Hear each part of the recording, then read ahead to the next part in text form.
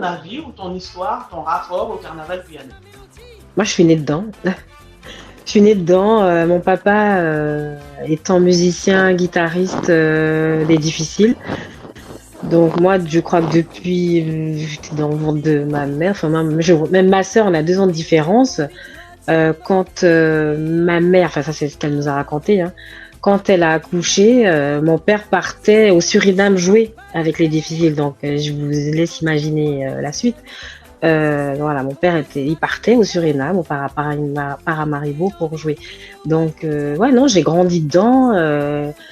Dans la musique mazurka, musique traditionnelle, mon papa il a tout le temps joué, on a toujours avec sa guitare, il a leur répétition. J'ai grandi dans cet univers musical, quoi. Je suis née avec, donc je pouvais pas passer à côté, c'est pas possible. L'évolution du carnaval guyanais, donc dans sa globalité, c'est quelque chose d'assez particulier. Donc déjà, il y a le carnaval de jour, de rue, et le carnaval de nuit. C'est quand même des ambiances, des enjeux différents. Donc on a vu pas mal une certaine diversification. Mais moi, il y a un truc qui m'a toujours choqué dans le carnaval de rue, c'est le fait qu'on ait l'impression que ça représente ce mélange de sociétés, de communautés, alors qu'en fait, ce sont des communautés qui se représentent toujours séparément, c'est-à-dire que ça reste toujours bien figé, bien voilà, ça c'est nous, ça c'est vous. Et donc du coup, c'est assez représentatif aussi pour moi d'une certaine réalité sociale.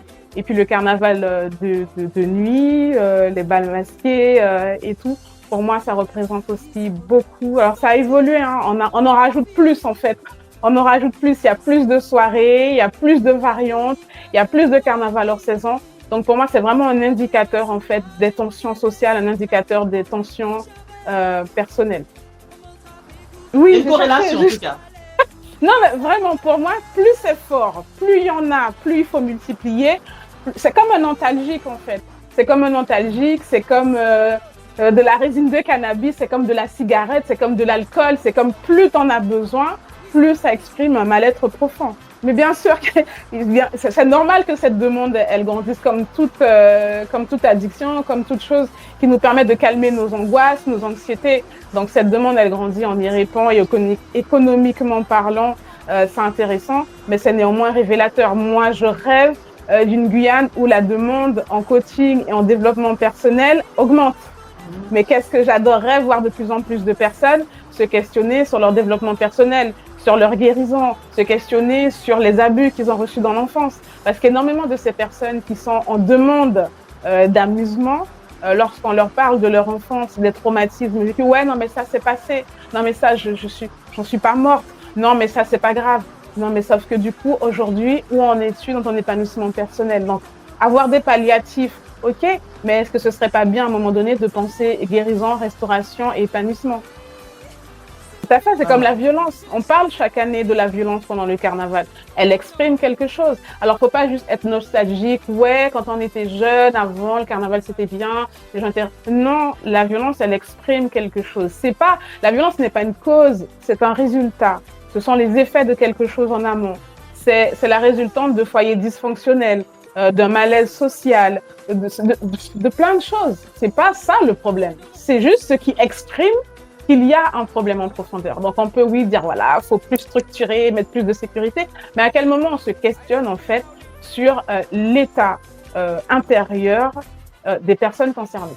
À quel moment on en parle? À quel moment on se penche dessus? À quel moment on pense guérison des traumatismes historiques vécus en Guyane? À quel moment on pense à toutes ces personnes qui encore aujourd'hui subissent des abus relationnels au niveau psychologique, physique, sexuel, spirituel? À quel moment en fait on en parle pour se dire il faut vraiment aller en profondeur? On peut pas juste, même si on enlevait les traumatismes personnels, donc qui ont eu lieu dans la vie d'une personne.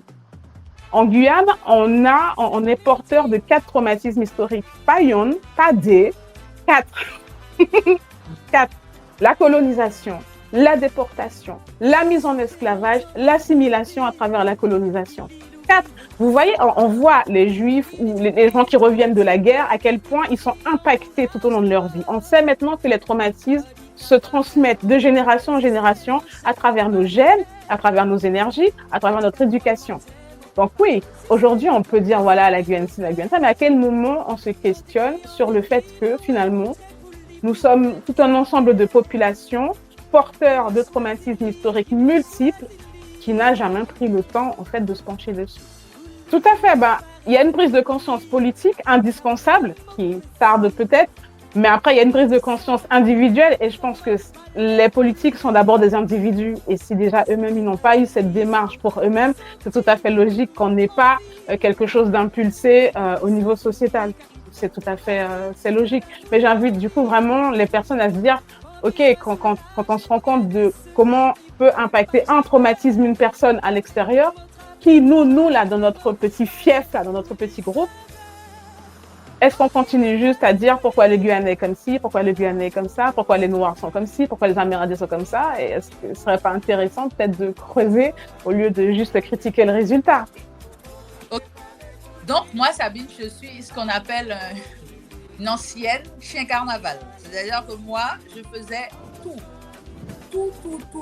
du jeudi au dimanche, avec la rue comprise, parce qu'à l'époque, j'étais responsable des danseuses de Mayuri-Chonek. Et encore à l'époque, je jouais à la contrebasse dans les groupes de rue. Donc, je suis ce qu'on appelle une chien carnaval. Vraiment, là, avec la maturité, je me suis un peu calmée. Tu laisses ta place un petit peu. Ouais. Ok, tu vois, je choisis mes soirées, je me force plus à aller le jeudi. Attends, oui. Donc, je ne me force plus à sortir toute la semaine. Je choisis mes soirées consciencieusement. Je fais attention, etc. Sachant qu'en plus, moi, le samedi soir, je maquille Laurine des Mécènes. Donc, mon emploi du temps est un peu chargé quand même.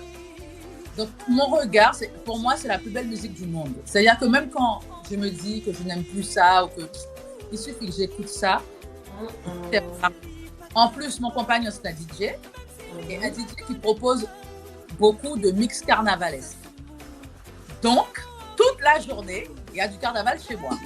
C'est vraiment la plus belle musique du monde. Et je trouve vraiment que les orchestres font beaucoup d'efforts pour jouer, parfois de façon, peut-être que je m'emballe, hein, parfois de façon presque symphonique. C'est incroyable. Et je me dis à chaque fois, ce ne sont pas des professionnels. Enfin, ils sont payés pour ça. Mais ils ne font pas que ça, c'est-à-dire que ce n'est pas que leur activité principale, la musique. Ça veut dire qu'ils ont d'autres travails à côté et ça, c'est ce qu'ils font en plus. Et voir la qualité de la musique, moi, je suis fascinée. C'est-à-dire que... Mais ça, c'est un truc qui date de mon père. Hein. C'est-à-dire que je ne suis pas née comme ça, fanatique carnaval. Mon père, déjà, adorait ça. Mes parents adoraient le carnaval. C'est dans les gènes, alors? Nous, ouais. La bande des 4 à 4 ans, on y était aussi... L'anniversaire des 40 ans de ma mère, je me rappelle, c'était les Mécènes chez nous avec Bernard Inglis. C'est pour te dire l'histoire du truc. Donc non, c'est deux parents, c'est familial chez moi. Donc vraiment, mais c'est... Alors, le carnaval guyanais, il y a un élément qui me dérange, oui ou non, mais maintenant je m'accommode, c'est le fait que les groupes ne soient pas masqués. Parce que notre carnaval, c'est un carnaval masqué. Et de plus en plus, il y a moins de masques. Alors, ça peut être remplacé par du maquillage, hein. Je l'entends, je trouve ça très bien. Mais même au niveau du maquillage, j'en vois moins. Dernièrement, j'ai vu maintenant qu'on mettait des lunettes de soleil. Même moi, hein, il m'est arrivé d'aller défiler en mettant des lunettes, sans masque. Mais je trouve que pour les personnes les groupes qui défilent, ce serait bien de revenir au masque. Enfin, les petits loups, juste les petits loups, je trouverais ça sympa. Un grand big up au concept Bockies, Lise et